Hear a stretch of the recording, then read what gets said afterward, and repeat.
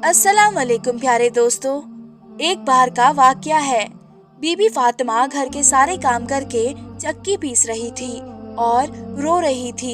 हजरत अली घर पर तशरीफ लाए और देखते ही घर के सारे काम हो चुके हैं और फातिमा चक्की पीस रही हैं और साथ में रो रही हैं।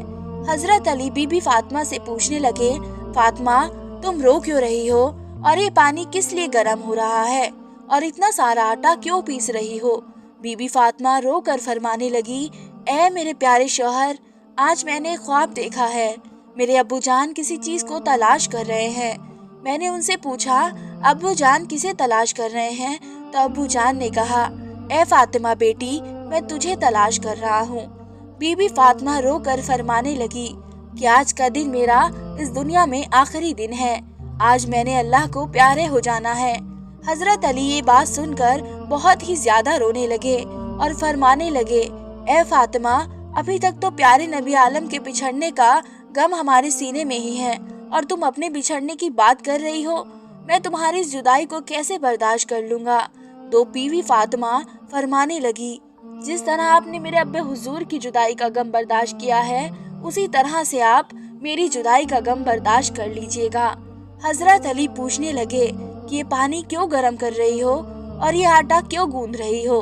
आज के दिन तुम इतना काम क्यों कर रही हो? तुमने बहुत काम कर लिया है। बीबी फातिमा रोकर फरमाने लगी, ए मेरे प्यारे शौहर, मैंने आपके भी तो हक अदा करने हैं और अपने बच्चों के भी हक अदा करने हैं। मैं पानी इसलिए गर्म कर रही हूँ क्योंकि अपने दोनों बच्चों को अपने हाथों से नहला सकूं, और आटा इसलिए पीस रही हूँ ताकि मेरे बच्चे और आप इस आटे की रोटियां बनाकर खा सके। मैं कपड़े धो चुकी हूँ आप लोगों के, ताकि आप लोगों को धुले हुए कपड़े मिल जाएं और आप पहन सके। मेरे बाद मेरे बच्चों को कौन आटा पीस कर खिलाएगा? ये कहकर बीबी बहुत ही ज्यादा रोने लगी और साथ में हजरत अली भी रोने लगे। हजरत अली बीबी फातिमा को समझाकर वहाँ से उठा लेते हैं और कहते हैं कि ये काम मत करो। तभी बीबी फातिमा की तबीयत खराब होने लगती है। उन्हें तेज बुखार होना शुरू हो जाता है और इतने में घर में इमाम हसन और इमाम हुसैन तशरीफ ले आते हैं। वह दोनों अपनी माँ और अब्बू को रोते हुए देखते हैं तो वह दोनों माँ के सीने से लग जाते हैं। जरा सोचिए वह कैसा आलम होगा और कैसा मंजर होगा जिस माँ को पता चल जाए कि आज मैंने इस दुनिया से रुखसत होकर जाना है, और मेरे बच्चों का क्या होगा? मेरे बच्चों को कौन खाना खिलाएगा? मेरे बच्चों को कौन चलाएगा? उस बात पर क्या गुजर रही होगी। हजरत अली और बीवी फातिमा रोने लगे।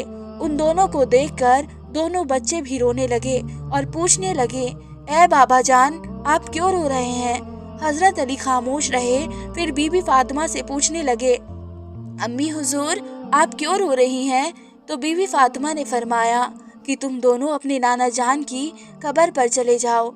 हदीस शरीफ में आता है, इमाम हसन और इमाम हुसैन क्या नबी आलम के कब्र पर चले जाते हैं, वहाँ पर जाकर बैठ जाते हैं। तभी अंदर से आवाज आती है, ए मेरे प्यारे बच्चों, तुम लोग वापस अपनी माँ के पास चले जाओ। मेरे पास तो तुम आते ही रहोगे, लेकिन आज अपनी माँ को जी भर कर देख लो। आज के बाद तुम्हें तुम्हारी माँ नजर नहीं आएगी। जब ये बात हसन और हुसैन के कानों में पड़ती है तो वे दौड़ते हुए घर चले जाते हैं और अपनी माँ के सीने से लगकर खूब रोते हैं। इतने में बीवी फातिमा की तबीयत और भी ज्यादा खराब होने लगती है। वह हजरत अली को अपने पास बैठाकर उससे 3 बातें कहती है। पहली बात तो ये कहती है कि मैंने पहले आपके साथ कोई भी कोताही की हो, आपकी खिदमत में कोई भी कमी आई हो, आपकी नाफरमानी की हो, आपका कोई हुक्म नहीं माना हो, तो आप मुझे माफ कर दीजिएगा। हजरत अली रो कर कहते हैं, ए फातिमा, तू नबी की बेटी है, तूने अपना हक पूरी तरह से अदा किया है। मैं तुझसे हमेशा खुश हूँ, मुझे तुझसे कोई गिला नहीं है। बीबी फातिमा दूसरी बात कहती है, ए मेरे प्यारे शौहर, जब मैं इस दुनिया से वफात पालूं तो आपने दूसरी शादी करनी है तो कर लीजिएगा। मेरे बाद मेरे बच्चों को मेरे जितना प्यार भी दीजिएगा, उनको माँ की कमी महसूस न होने दीजिएगा। और बीबी फातिमा की तीसरी बात आपको भी हैरान कर देगी। बीबी फातिमा तीसरी बात कहती है, जब मैं इस दुनिया से वफात लूं तो आप मेरे जनाजे में किसी को भी मत बुलाना। یہ بات سن کر حضرت علی حیران ہو جاتے ہیں اور کہتے ہیں اے فاطمہ تو نبی کی بیٹی ہے، میں تیرے جنازے میں کسی کو کیوں نہ بلاؤں؟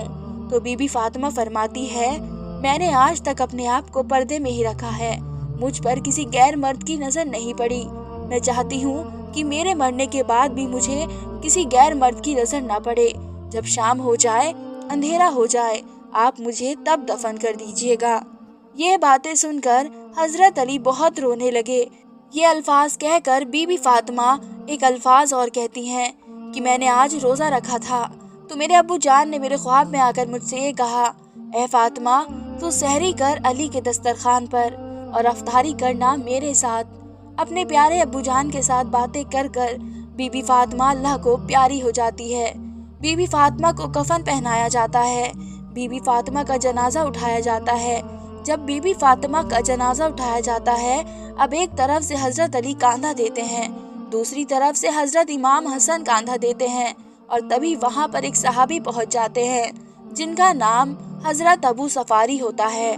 تبھی حضرت علی ان سے فرماتے ہیں کہ آج نبی کی لاڈلی بیٹی کا انتقال ہو گیا ہے، ایک طرف سے تم کاندھا دے دو پھر یہ جنازہ اٹھایا جاتا ہے اور جنازہ قبر کے پاس لے جایا جاتا ہے اور قبر کھودی جاتی ہے۔